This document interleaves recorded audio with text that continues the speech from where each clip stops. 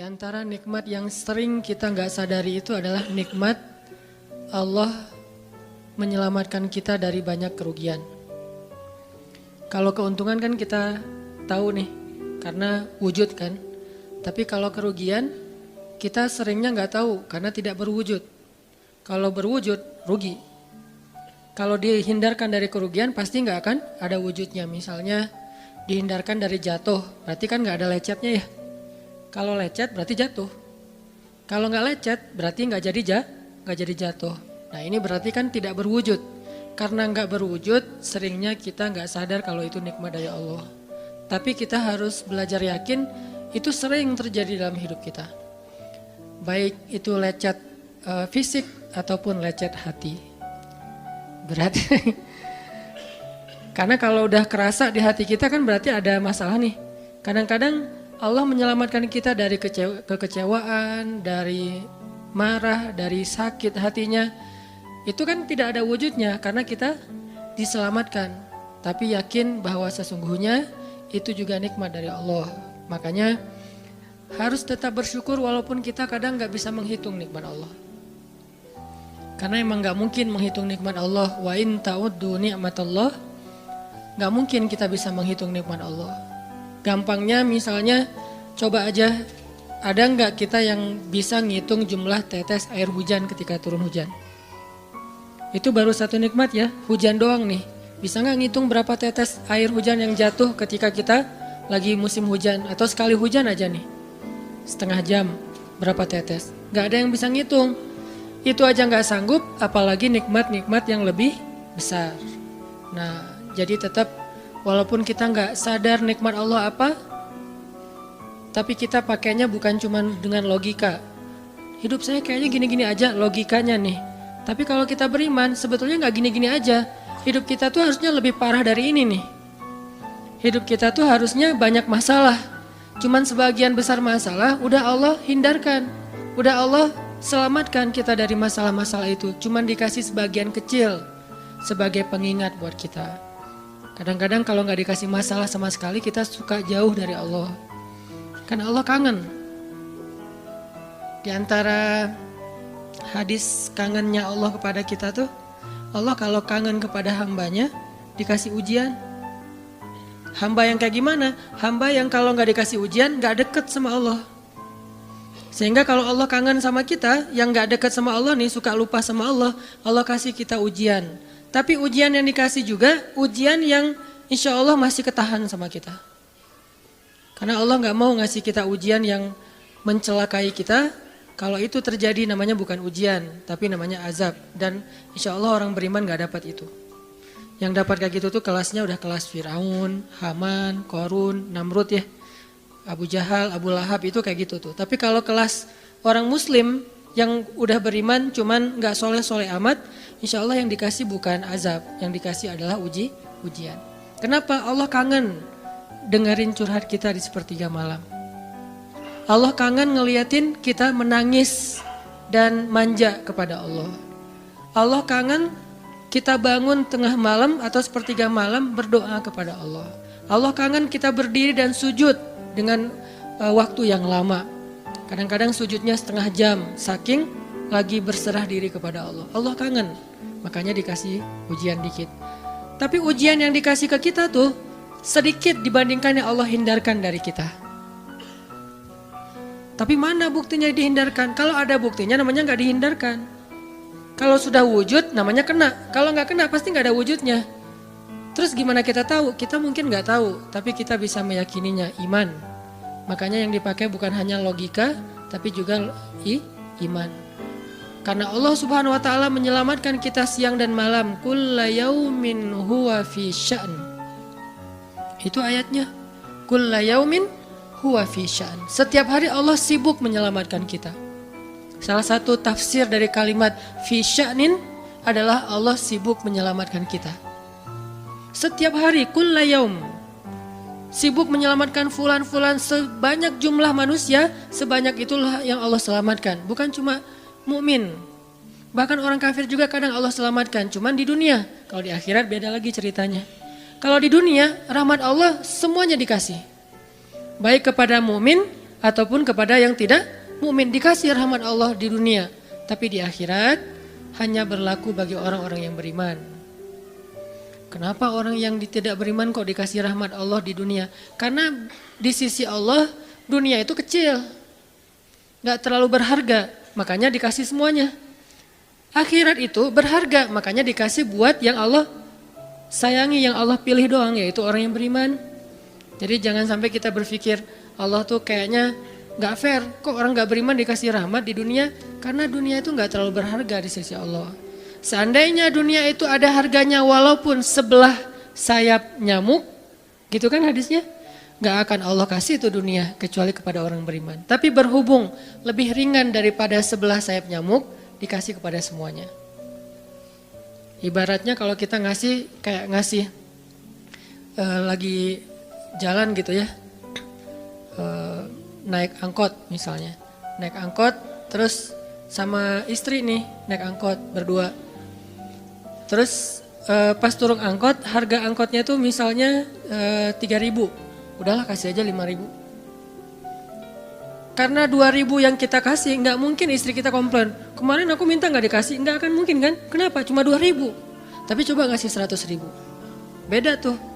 Karena dia sesuatu yang ringan, maka tidak perlu komplain. 2.000 doang, saya juga dikasih lebih dari itu. Harusnya kita sadar bahwa dunia itu 2.000-an. Dunia itu cuma 2.000-an. Nggak terlalu berharga lah. Walaupun tetap butuh, nggak berharga juga butuh. Sehingga ketika ada orang yang tidak beriman dikasih 2.000-an kayak gini, kita yang beriman jangan sirik. Mending saya nggak beriman kalau kayak gitu. Ternyata nggak beriman juga dapat tuh banyak. Nggak banyak, cuma 2.000-an. Ya kita mah dikasih lebih banyak dari itu, cuman yang dilihat 2.000-nya, bukan yang ratusan ribunya. Ini artinya teman-teman, yuk kita tetap belajar bersyukur kepada Allah. Walaupun kita nggak sadar nikmat Allah itu apa. Kita nggak bisa ngitung dengan logika kita. La tuhsuha, nggak mungkin bisa dihitung dengan logika. Tapi kita masih punya logika iman. Yang kita yakin, kulla yaumin huwa fi sya'n. Setiap hari itu Allah ngasih nikmat buat kita. Setiap hari itu Allah menyelamatkan kita dari banyak masalah. Setiap hari. Bukan pernah tuh dulu gua nyelamatin lo, enggak. Setiap hari diselamatin. Kita ada orang yang kadang-kadang nyelamatin kita dari satu musibah, itu kan berjasa dan kita kayak ngingat seumur hidup kan ya. Dianggap kayak orang yang paling berjasa dalam hidup kita. Dulu hampir putus gara-gara dia nggak jadi putus gitu. Nyambung lagi dalam bentuk yang halal misalkan ya. Berarti kan dia paling berjasa nih. Kalau nggak gara-gara dia nih udah putus tuh. Kalau nggak gara-gara dia udah cerai nih. Alhamdulillah gara-gara si fulan, gara-gara ustadz itu, gara-gara teman saya, gara-gara orang tua. Kita yang tadinya hampir bercerai, gak jadi bercerai kan dia berarti berjasa banget dalam hidup kita. Menyelamatkan rumah tangga. Allah menyelamatkan kita dari yang kayak gitu-gituan tuh kulla yaum, setiap hari. Kalau yang belum menikah, setiap hari Allah menyelamatkan kita dari zina. Apalagi kita hidup di zaman fitnah. Apalagi kita hidup di kota besar kayak di Bandung. Yang fitnahnya mungkin lebih besar daripada di desa. Dengan mudah kita bisa terjerumus ke dalam dunia-dunia yang kayak gituan. Mudah banget.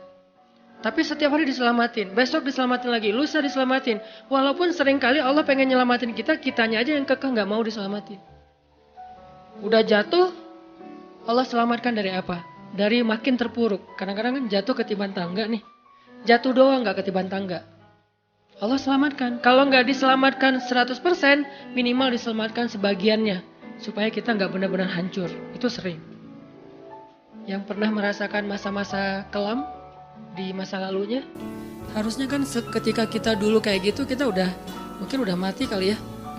Yang sering tawuran misalnya, yang sering tarung di jalan, alasannya alasan sepele gitu. Kayak kemarin saya pas ke Jakarta ada acara di daerah Bintaro tuh, lagi jalan, ada tawuran pelajar, pada bawa golok, bawa samurai, bawa celurit segala macam.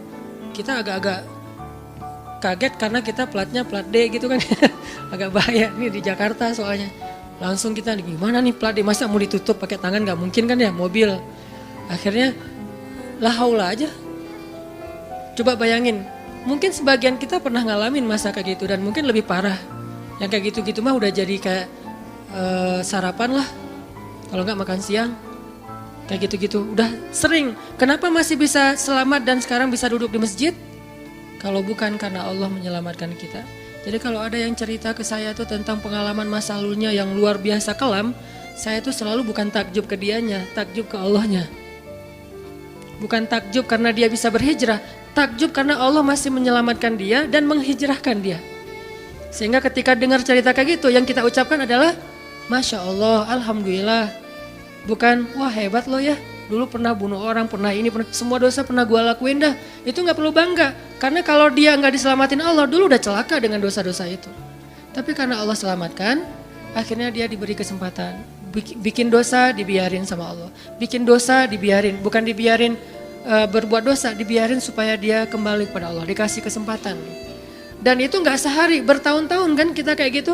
Masih aja Allah biarin, masih Allah kasih kesempatan. Ini artinya teman-teman, benar kulla yaumin huwa fi sya'an. Setiap hari itu Allah selalu jagain kita. Setiap hari itu Allah selalu nyelamatin kita dari banyak masalah. Kalau yang udah nikah, mungkin di hari-hari pertama atau tahun-tahun pertama nih pengalaman pernikahan ya. Ya gak apa-apa deh. Sedikit lah ya, saya emang gak terlalu berpengalaman. Ada yang lebih berpengalaman dari saya lah ya. Ada sedikit pengalaman. Biasanya orang yang baru nikah ujiannya itu 3 tahun pertama. Kalau dia bisa ngelewatin masa 3 tahun pertama, insya Allah agak lebih mudah ke depannya. 3 tahun pertama ini paling berat. Apalagi kalau dia nikahnya, alhamdulillah gak pacaran. Kalau pacaran kan ujiannya udah sebelum nikah udah banyak ujian ya. Pas udah nikah ya udah selesai. Bukan udah selesai ujiannya, udah gak ada yang perlu udah hambar aja. Udah plain ya. Pernah gitu Ustaz? Enggak sih. Untung ya, untung. Alhamdulillah gak pakai pacaran. Soalnya yang pacaran diputusin melulu. Jadi yang udah pacaran lama, pas udah nikah, kita mau ngapain lagi ya? Kayaknya udah semua ya. Oh iya, udah semua. Bulan madu dari dulu juga udah sering. Kan udah agak-agak plain gitu kan.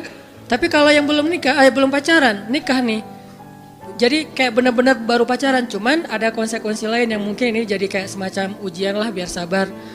Masa-masa adaptasi, masa-masa saling mulai mengerti, oh ternyata kamu tuh kayak gini dan segala macam. Apalagi kalau baru nikah langsung LDRan kan berat banget tuh. Nikah LDRan, pacaran LDRan aja berat. Bener gak sih? Nggak ngaku.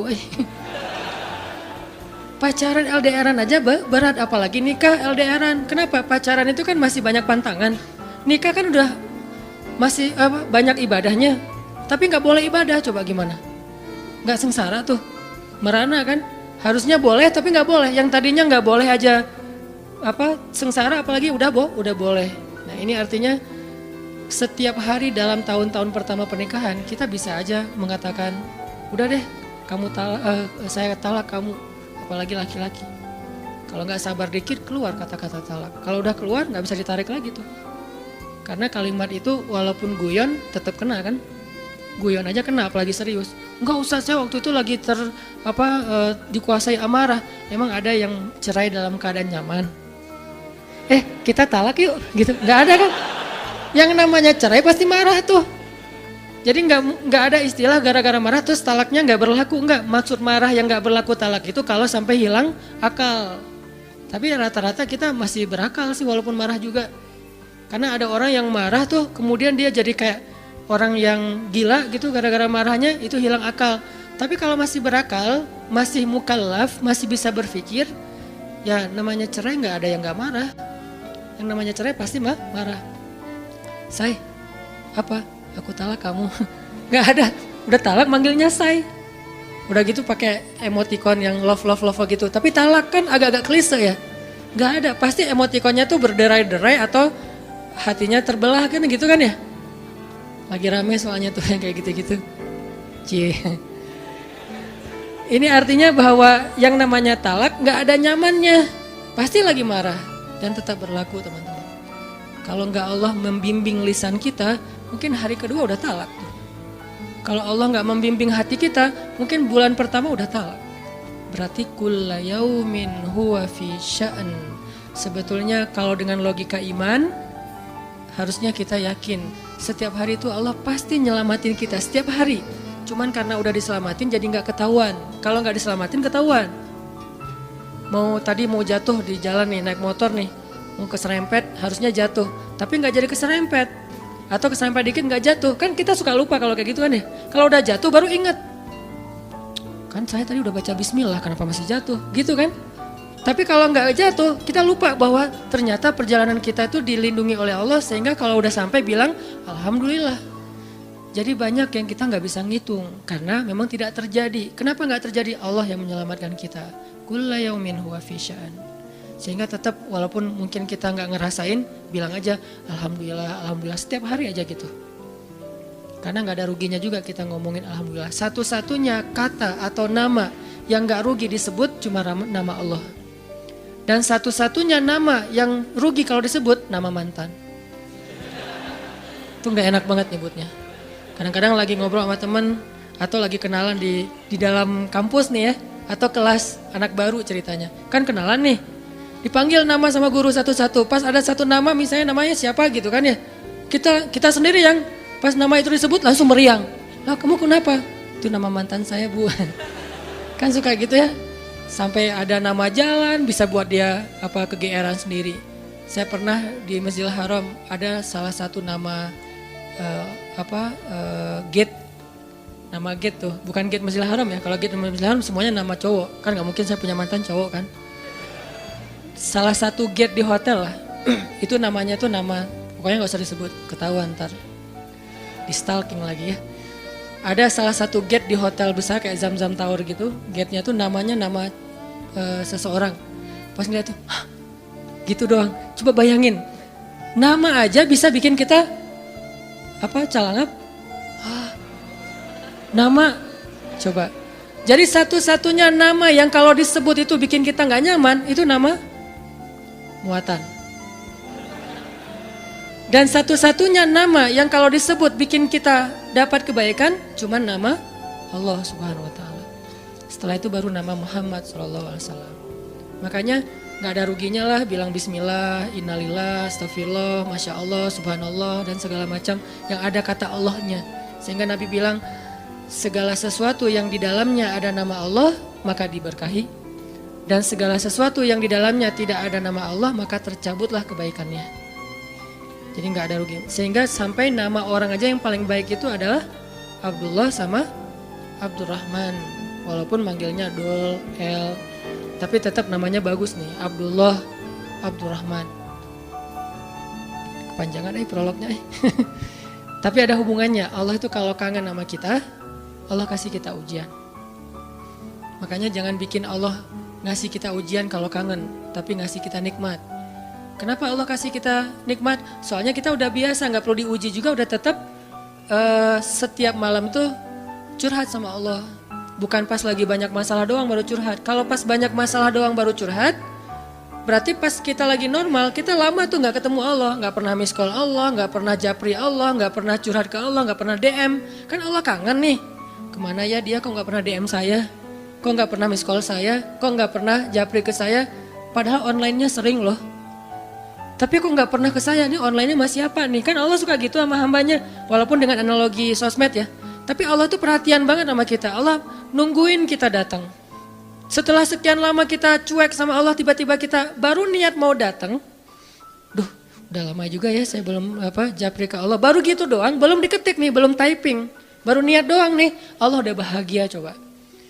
Allah kok baik banget ya sama kita ya. Seolah-olah Allah butuh kita, padahal gak sama sekali loh. Ghaniyun anil alamin. Allah tuh gak butuh kepada siapapun di antara hambanya, gak butuh sama sekali.